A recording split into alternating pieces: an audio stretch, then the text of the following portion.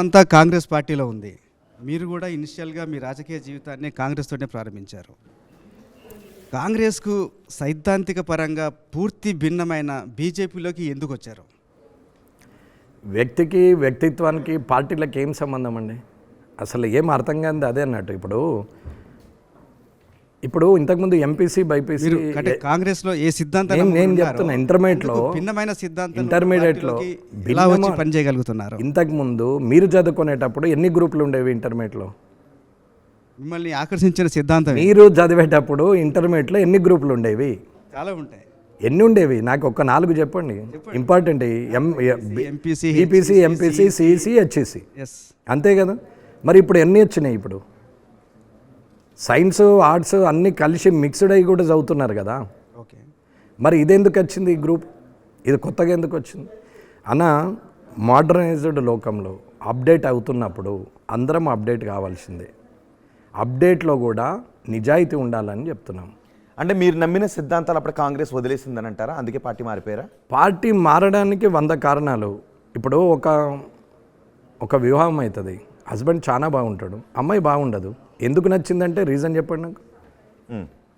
భర్త బాగుండడు, అమ్మాయి చాలా బాగుంటుంది, వీడేంద్ర బాబు అదృష్టవంతుడు, అమ్మాయి దొరికింది అని అంటారు.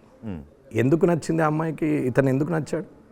దీనికి ఏదైనా రీజన్ చెప్తే నేను చెప్తాను. అంటే మీకు కాంగ్రెస్ నచ్చకపోయి నచ్చడము నచ్చకపోవడం కన్నా జనానికి అవసరం ఉన్నటువంటి పనులు చేయకపోవడంలో మార్పులు వచ్చింది. నేను డే 1 నుంచి కూడా అగెనిస్ట్ కరప్షన్. నేను ఇవాళ కూడా అవినీతి రహిత నియోజకవర్గంగా చేయాలనేది నా ఉద్దేశం. నేను ఆడ కౌంటర్గా ఉంటే రేపు పొద్దున రేవంత్ రెడ్డి గారు అక్కడ నాకు కౌంటర్గా ఏదైనా చేయడానికి ప్రయత్నం చేసిన రోజు వరకు నేను ఆయనకు మిత్రున్నే. అక్కడ నాకు ఇబ్బంది పెట్టడం కన్నా ప్రజలకు ఇబ్బంది పెట్టే పనులు ఎప్పుడైతే చేస్తాడో అప్పుడు నేను శత్రువు. ఇది నేను క్లియర్గా చెప్పినాం, ఆయనకే చెప్పినాం, ముఖ్యమంత్రి గారికే చెప్పినాం. నేను వ్యక్తికి శత్రువును కాదు, వ్యవస్థలో ఉన్న తప్పుకు శత్రువును అని చెప్తున్నాను నేను. మీరు అంటే రాష్ట్రంలో బడా నాయకులందరూ కూడా అలా టెన్షన్ పడుతూ ఉన్నారు చివరి నిమిషం దాకా. మీరు పోలింగ్కి ముందు రోజు సినిమాలు చూస్తున్నారన్నారు, రిజల్ట్ రోజు సినిమా చూస్తున్నారన్నారు. ఏంటంత కాన్ఫిడెన్స్? ఏం ఎగ్జామ్ మార్నింగ్ 10 o'clock ఉందన్నాక 9 o'clock వరకు కూడా చదివేటోళ్ళు ఉంటారు, కానీ 100 మార్క్స్ రావు. కానీ 3 రోజుల ముందు కూడా మార్చేసి సపోర్ట్గా కోరుకుంటారు. మెమరీ పవర్ ఎక్కువ ఉంటుంది కాబట్టి ఎగ్జామ్ ఈజీగా రాస్తారు, 100 మార్క్స్ వచ్చిన వాళ్ళు ఉంటారు. అదే మీకు ఏ పవర్ ఎక్కువ, లాస్ట్ బెంచ్ ఏ పవర్ ఎక్కువ ఉందని అంత కాన్ఫిడెంట్గా ఉన్నారు? నేను విల్ పవర్ ఎక్కువ ఉందనేది కాదు, నాకు జనం మీద నమ్మకం, నేను గెలుస్తానని నమ్మకం, నేను పెట్టినటువంటి ఎఫర్ట్స్ మీద నమ్మకం, నేను చేసిన సర్వీస్ మీద నమ్మకం, ఆ క్యారెక్టర్కు నేను నచ్చేటట్టు బిహేవ్ చేసినాం. నేనున్నా ఇప్పుడు ఈ డ్రెస్సింగ్ ఉంది, ఊర్లలో రిలేటెడ్ ధోతి అనేది ఊర్లలో ఒక ఓన్ ఫీలింగ్ వస్తుంది, పాయింట్ షర్ట్ అంటే అర్బన్ ఫీలింగ్ వస్తుంది.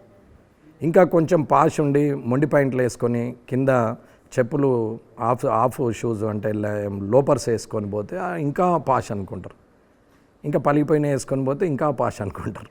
కానీ నేను లోకల్లో అనిపించుకోవాలనుకున్నాం కాబట్టి పంచగట్టుతోనే పోయినాం. 2 నెలలు ఇదే ధోతి మీదనే పోయినాం. మొన్నటి వరకు నేను పాయింట్ షర్ట్ వేసేవాడిని.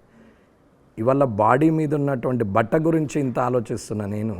రేపు జనానికి ఎంత దగ్గర కావాలనేది నేను ఎంత ఆలోచించుంటా. కాబట్టి జనానికి ఒక ఆడపిల్ల 15 ఏళ్ళ అమ్మాయి నుంచి 60 ఏళ్ళ అవ్వ వరకు నా చేయి పట్టుకొని నా జబ్బ మీద చేసి నన్ను దగ్గరికి తీసుకొని ఫోటోలు దిగే పరిస్థితికి తీసుకున్నా అంటే వాళ్ళందరికీ నేను అన్నగానో మామగానో లేకుంటే తమ్మునిగానో లేకుంటే కొడుకుగానో నేను వాళ్ళకి కనిపించే ఉంటా కదా.